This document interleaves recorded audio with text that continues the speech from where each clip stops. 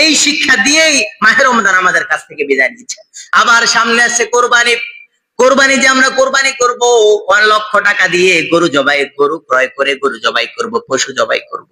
এই কোরবানির মাঝেও যদি তাকওয়া নামক গুণ না থাকে, তাহলে কোরবানিও আদৌ আল্লাহর কাছে কবুল হবে না। আল্লাহ রাব্বুল আলামিন নিজে বলছেন, লাইয়ানালাল্লাহু লুহুমুহা ওয়ালা দিমাউহা ওয়ালাকিন ইয়ানালুহুত তাকওয়া মিনকুম। আল্লাহ রাব্বুল আলামিন বলছেন, কুরবানির পশুর রক্ত মাংস আদৌ আল্লাহর কাছে পৌঁছায় না। রক্ত মাংস কুরবানির পশুর আদৌ কোনো কিছু আল্লাহর কাছে পৌঁছায় না। আল্লাহর কাছে পৌঁছায় শুধুমাত্র বান্দার অন্তরের তাকওয়া, বান্দার অন্তরে আল্লাহর ভয় কতটুকু আছে সেটাই আল্লাহ তাআলার কাছে পৌঁছায়। নতুবা কোরবানির পশুর রক্ত মাংস গোশত কিছু কি আল্লাহর কাছে পৌঁছায়? কিছুই পৌঁছায় না।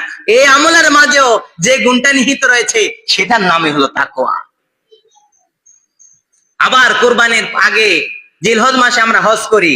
যারা ভাগ্যে আল্লাহ রাব্বুল আলামিন লিখেছেন যাদের উপর হজ ফরজ, আমরা হজ করি। এই হজের মাঝেও আছে তাকওয়া। এই হজ তাকওয়া যদি বান্দার অন্তরে না থাকে, তাহলে 100বার যদি হজ করেন সেই হজ আল্লাহর দরবারে কবুল হবে না। সুতরাং মূল কথা হলো একটাই, আমরা যত আমল করি সব আমলের মূলে আল্লাহর ভয় থাকা লাগবে। আল্লাহর ভয় মাহে রমজান এই শিক্ষাটা দিয়ে আমাদের কাছ থেকে বিদায় নিচ্ছে।